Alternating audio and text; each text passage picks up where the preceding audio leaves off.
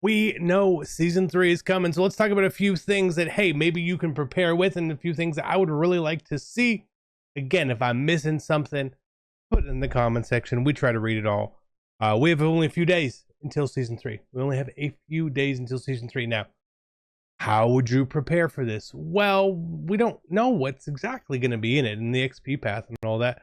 But if you have any really expensive cards, not a bad idea if you want to get rid of them to get rid of them.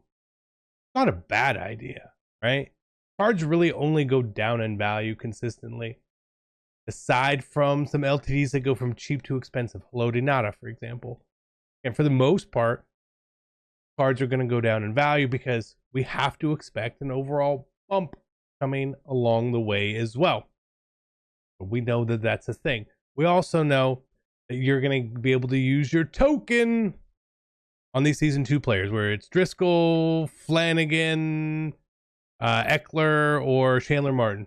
You're going to get to use the token on them. We just don't know what they're going to look like yet, because they don't show us, right? So we'll have to wait and see. Once we see that, I'll do the research and go through there. But keep in mind that you're going to be able to upgrade one of those positions as well. That's a good thing, right? That is a very good thing. Aside from anything else, hey, if you have any extra XP you want to get to, by all means get to it.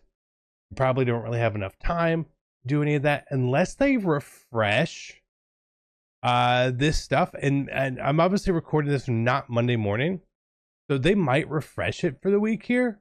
They might not, right? And if like you're unsure on what to do, I forget what they did when season 2 had the cutover. I'll probably like not do it regardless, just in case. Like, I don't want to use it for season 2 if I could use it for season 3. So that means if like there's a cutover, I'm probably just not going to play for the next 2 days, essentially. That's just me. That is just me. We should also expect hopefully a new house rules along with a new promo coming this week. Maybe it's on Wednesday, maybe it's on Friday, who knows, but they expect something to come along the way with season 3. Again, anything else you can really prepare for? No, not really. What I would do though, again, if you have cards in your binder, I would sell them. Not cards that are not on your team, but just other stuff. Sometimes people get lazy, so here's your reminder. Sell your stuff. If you have stuff you're trying to go through training roles, make sure you do the training roles, because training, when an overall bump happens, is going to just get more expensive. It's just going to happen. The training rules are getting very, very expensive. You can tell EA is trying to keep them pricey as well. Last thing I would do to prepare is not spend any money on this stuff right now. Whatever it is, no matter how bad of an itch you have right now, don't pull your wallet out for anything in the store. Booster packs that you're behind on, sure, whatever, right? But none of this other stuff, because a lot of this hasn't been great. So if you do all that, you're as prepared as you could be for season 3. Now let's talk about some changes we would love to see within season 3 to make the game better and honestly just improve it. Gentlemen, it is Taco Tuesday on Prize Picks. So you want to get in on it. It's going to be discounts all day long. They are time sensitive, so you need to make sure you use them before they go away. If you're not on Prize Picks and you want to go check it out, by all means, go click the link in the description or download the app. But either way, you got to make sure you use code CC when you sign up. That way, after you play your first lineup, they're going to give you $50 in free credit. I had a pretty good weekend. Not as good as my man right here. 20 into 1,400. Little jealous, but congratulations. I love seeing that. Anytime you guys win, make sure you send me those over on Twitter/X. Again, thank you guys for all your support with Prize Picks using code CC. So many of you guys. It makes me so happy to see that. And again, we win as much as I can. I'm not a pro, but I do my best.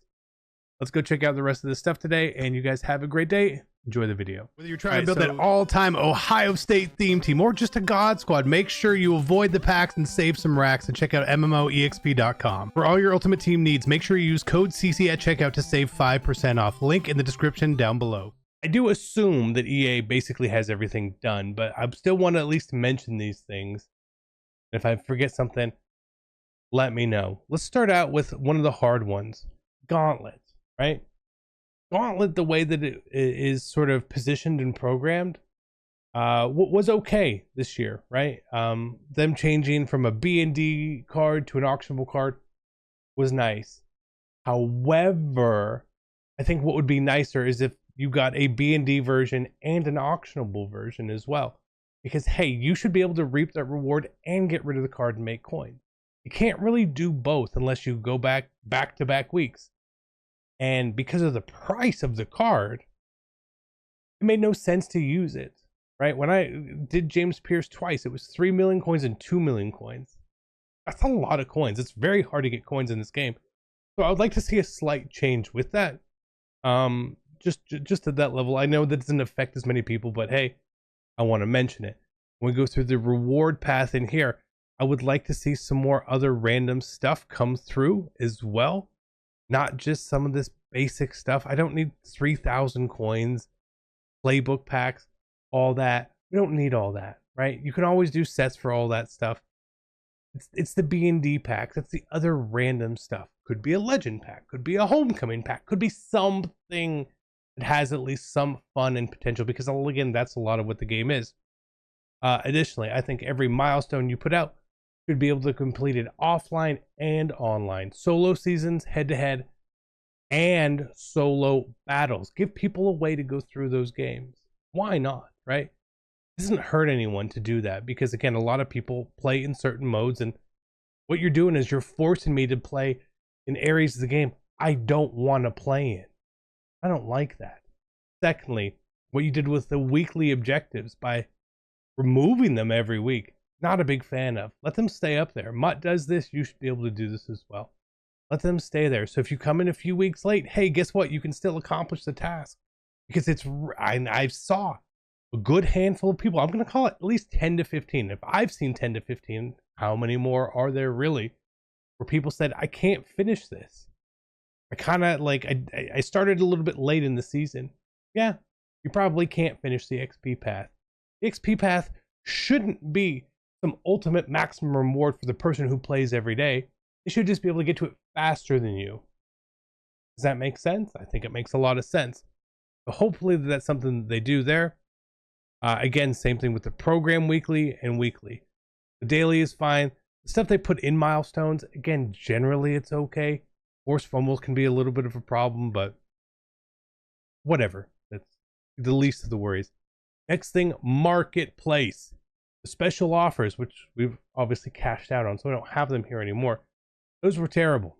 They were absolutely terrible. Take a page out of Mutt's playbook and find some good ones, right? Find some good ones in there. You might as well. No one's going to want to open them. They're absolutely disgustingly bad. Next thing, your price points on packs, terrible. This is your fault, EA. I don't want you to be. I know there's going to be someone who's like, well, we don't control the market. Well, you sort of do, but people must be buying this stuff, I guess. But 4,800 points for 3 cards is disgusting. This is disgusting. There should be no single pack that is costing anywhere around this amount of points. Please ditch that. You did a good job on bundles for a little bit and then you like reverted. I don't know why, but you did. Okay, stop doing that. And it goes the same thing for all the promos. All the promos, right? And even this, 2 cards. We don't need. I need more than 2 cards, right? I need more than 2 cards. I think the way that you changed the boosters started to be okay. The legend one was really bad this week. Like this was like 288s and 285 pluses, and this one was like 17 low cards. We don't want that. I don't want that. Nobody's opening a pack to be like, I hope I get an 85. Like I made a tweet about it. It was a joke, but it was also 100% truthful. Okay? Get it, got it, good. Again, I just think your pack prices in general are a little high across the board, whether they're with coins or points. Your market economist has not done a very good job of trying to balance out the contents of packs along with the cost. This is the truth. That is the truth. I think the same way when it comes to training packs, the fact that when we get plus overalls and the overall keeps going up and up and up and up and up, and you keep charging us more and more and more for what you could potentially buy it. You keep leaving the floor the same on the pack as 84 plus. That's ridiculous. You can't have that big of a guaranteed loss. You just can't. So that should change there as well. I think one other thing, I know you will not do it, but when we build theme teams in this game and we remove the theme team, can you give us half of our coins back?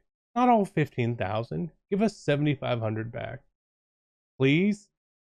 Because it was also a big factor when I was doing the Deshaun Jackson set, because I had 14 of the cards already on my team. And that means I spent 15,000 coins per card, which means I spent 210,000 coins. So for me to want to do the Deshaun Jackson set, I would have had to ditch all those coins and spend another 210,000 coins to put those cards back on my team. Very poor concept. Additionally, I don't understand this at all. You keep giving us these cards and you have this section down here that's called chemistries and positions. Well, I don't know if you guys are stupid or not, but you don't put any alternate positions on any cards. You don't. So there's nothing we can do with some of these cards trying to put them out of position to create these theme teams as well. Mott has learned that secondary position, kind of an important thing. It allows you to put people in different spaces. Doesn't work that way. It doesn't work that way. So if I wanted to have all these cards, you can't always make it work. It's just not smart. Okay? These are little things. You don't even have to do it at the beginning of season 3. These are things you could just put into the game and be like, hey guys, we heard you going on here. I think the AP situation in the game is fine as well. I think you guys have done a very good job on that. I know a lot of people would like more solo challenges and all this stuff. I don't know why you guys just don't do any of them. Maybe it's too hard. I don't know. Not sure. I don't 100% on any of that stuff. And again, I would like a new house rules. I assume we will get one, but I know that there's a lot of ELO, which if you don't know, that's basically skill-based matchmaking that happens within house rules as well. To get rid of that because it kind of deters certain people from playing the game. I think we've covered quite a bit. I feel like I'm missing some stuff in here. I don't really dislike the way that sets are done at this point. Like maybe I would like it more. One thing I would say, hey, season 3 Legends Champion set.